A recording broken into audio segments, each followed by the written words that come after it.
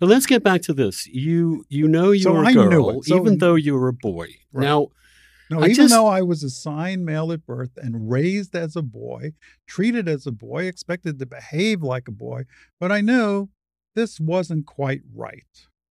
Okay. But that's different than me thinking I'm gay, right? Right. Even though completely different. Although it does bring into question, am I really a man? I mean, that does, but it's a secondary thing. It's not, because I've never had, and the vast majority of gay men have never had any questions about their sex. Right.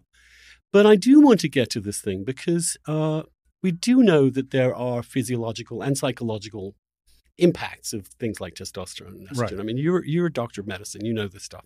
And it's one of the reasons I want to talk to you about this because, like you, I'm interested in what's true about this. That's all. I'm fascinated by the world, and I want to get to the root of it if I can. Right. Now, sometimes you can't. There comes a point at which you get to a point where you say, that's a mystery in some respects. It is a mystery. I mean, gender is a mystery. I mean, you can explain it in terms of our reproductive strategy, obviously, as a species. Right. That's how we're built. But then there's a whole bunch of other stuff just thrown in there of randomness and weirdness and nature's massive diversity. That or intimacy, right? The intimacy is still a mystery. Why is one person attracted to another? Right. This type and all the rest. And we've learned, though, science has pretty much proven that sexual orientation and gender identity, which is really sexual identity, are two independent brain functions. Yeah.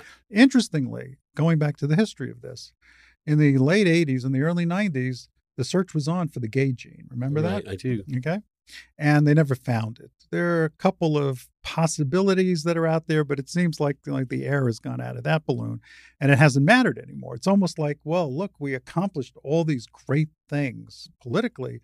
Doesn't really matter anymore whether this is genetic or not. Yeah, but it's still interesting. It's still interesting, right? And as a scientist, you're a philosopher. I mean, we care about these things. Yeah.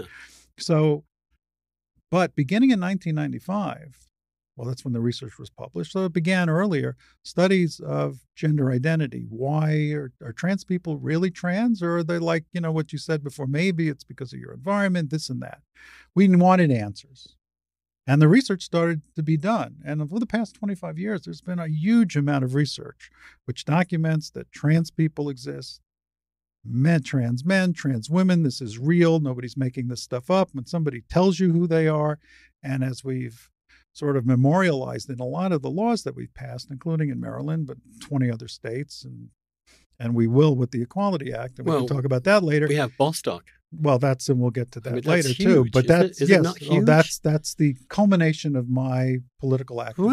Right. I mean, that's it. There's no question about it. That's the big kahuna. But it's amazing to me that there hasn't been as much celebration of which that. It's is almost kind of buried, but it's been a huge. I mean, if you in the early 90s, if we'd said that transgender people will be written into the Civil Rights Act of 1964, you would have thought I was on drugs, right? Well, here's something that's even more bizarre.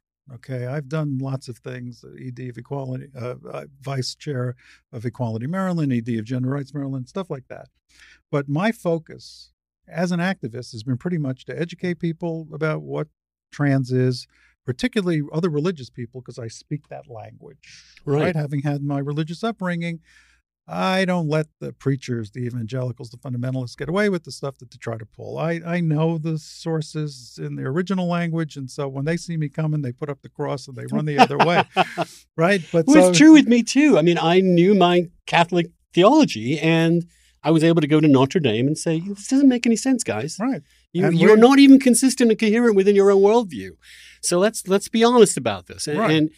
But this is why I love you, Dana, because that's a very different approach than a certain kind of contemporary activism, which is not about being vulnerable, talking to people, being patient with their arguments and questions, and putting yourself out there in a way. Of course, it's not fair that you have to put yourself out there, but if you want things to change, you got to do that. You've just got to do that. And it's, you can, and treating people with good faith and then talking to them and answering questions and debating things is, that's the way we have succeeded.